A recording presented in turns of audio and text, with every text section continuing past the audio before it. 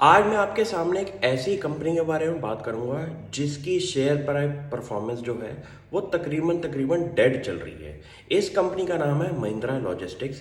ये हमारे renowned Mahindra group की कंपनी है और कंपनी का अगर मैं बिजनेस ऑपरेशन की बात करूं तो वो बहुत ज़्यादा कोर इंटीग्रेटेड लॉजिस्टिक्स सेक्टर के अंदर कंपनी ऑपरेट करती है। कंपनी की अगर मैं वेयर हाउस या लैंड डेवलपमेंट की बात करूं तो कंपनी के पास अराउंड 19 मिलियन स्क्वायर फीट जगह है अपना वेयर हाउसिंग सेगमेंट के अंदर। कंपनी का कोर ऑपरेशन जो है वो वेयर हाउसिंग लॉजिस्टिक सेक्टर के अंदर काम करने का है। प्लस कंपनी अगर एक स्टैंड अलोन बिजनेस की अगर मैं बात करूं तो अपने आप को ये समझती है कंपनी कि अगर इंटीग्रेटेड लॉजिस्टिक्स के अंदर कोई भी कंपनी का नाम लेंगे तो उसमें से आपको महिंद्रा लॉजिस्टिक्स का भी नाम ज़रूर दिखाई देगा। कंपनी की अगर पिछले साल की रेवेन्यू ग्रोथ की बात करूं तो वो अराउंड 23% की थी। कंपनी के अगर हम एबिटा मार्जिन की बात करें तो वो अराउंड 5% का है। और कंपनी के कैश फ्लो फ्रॉम ऑपरेशन के अंदर अगर मैं चेक करूं तो एक मैसिव डिक्लाइन दिखाई दिया है। रीजन बीइंग कंपनी का मैसिव कैश जो है वो वर्किंग कैपिटल ऑपरेशन के अंदर लगा हुआ है। और मुझे लगता है कि कैटेगरी डेवलप करने में आपको एक स्टार्टअप वाली अप्रोच रखनी पड़ेगी कोई भी बिजनेस परफॉर्म करते हुए देखने के लिए, क्योंकि ये एक ऐसा बिजनेस है जहाँ पे कंपनी अभी फिलहाल बहुत ज़्यादा रैपिड एक्सपेंशन कर रही है। और मुझे लगता है कि इस कंपनी की अगर मार्केट कैप भी आप नोटिस करें तो सिर्फ 2600 करोड़ की होने की वजह से कंपनी की जो एड्रेसेबल मार्केट है पूरे इंडिया के लॉजिस्टिक्स सेक्टर के अंदर वो बहुत बड़ी है। और उसमें से अगर हम कैटेगराइजेशन करें तो आप ये नोटिस कर सकते हैं कि जैसे कि इंडिया वर्ल्ड की one of the fastest growing automobile market है, तो जितनी भी गाड़ियां आपकी फैक्ट्री से स्टेट्स में जाएंगी तो वहाँ पे भी आपको इंटीग्रेटेड लॉजिस्टिक सर्विसेज चाहिए होंगी। जितनी भी गाड़ियाँ आपकी एक्सपोर्ट मार्केट में जाएंगी वहाँ से भी आपको स्टेट से पोर्ट की तरफ जो भी गाड़ियाँ जाएंगी उसके अंदर भी इंटीग्रेटेड लॉजिस्टिक सर्विसेज चाहिए।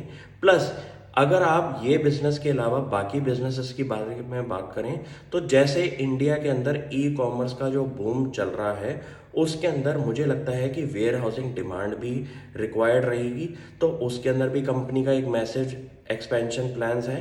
प्लस कंपनी के अगर आप मेरू कैब्स की बात करें तो वो एक ऐसा बिजनेस है जो कि पिछले 10-12 साल से जब ऊबर और ओला नहीं होते थे तब से कंपनी ऑपरेट कर रही है।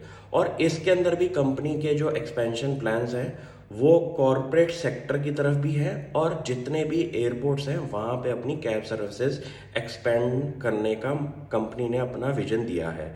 और कंपनी ने लास्ट ईयर एक और कंपनी के अंदर इन्वेस्टमेंट करी थी रिवीगो के B2B बिजनेस के अंदर।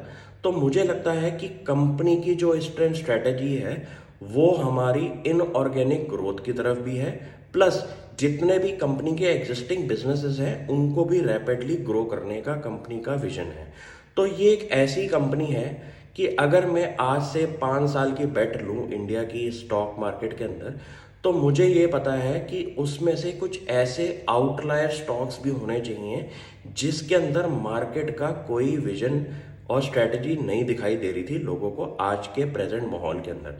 तो उसमें से एक कंपनी अगर आपको बताऊं तो मुझे लगता है कि महिंद्रा लॉजिस्टिक्स एक स्ट्रॉन्ग कंटेंडर हो सकता है अराउंड 5x ग्रोथ का। क्यों? क्योंकि कंपनी की अगर मैं मार्केट कैप देखूं तो वो एक स्मॉल मिड कैप सेक्टर के अंदर कंपनी इस टाइम क्राइटेरिया में बैठ रही है। लेकिन कंपनी का एड्रेसेबल मार्केट अगर हम चेक करें जो कि पूरा का पूरा इंडिया का लॉजिस्टिक्स फ्रेमवर्क है तो वहाँ पे कंपनी अगर कैटेगराइजेशन करूँ तो तकरीबन तकरीबन इंडिया की इंटायर वैल्यू चेन जो कि लॉजिस्टिक्स सेक्टर के अंदर है वहाँ पे कंपनी की प्रेजेंस बैठी हुई है।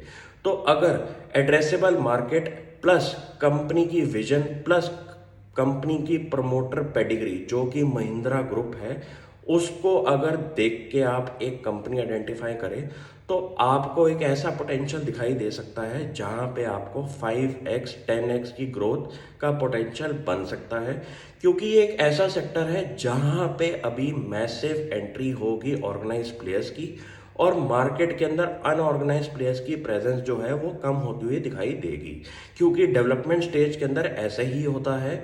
एग्जिस्टिंग मार्केट के अंदर ऑर्गेनाइज प्लेयर्स आते हैं, अपनी टेक्नोलॉजी की वजह से वो एफिशिएंसी जो प्रोवाइड करते हैं कस्टमर्स के लिए एक वैल्यू प्रपोजिशन के नाम पे, तो वहाँ पे जितने भी कस्टमर्स हैं वो ऑर्गेनाइज प्लेयर्स की तरफ मूव होते हैं।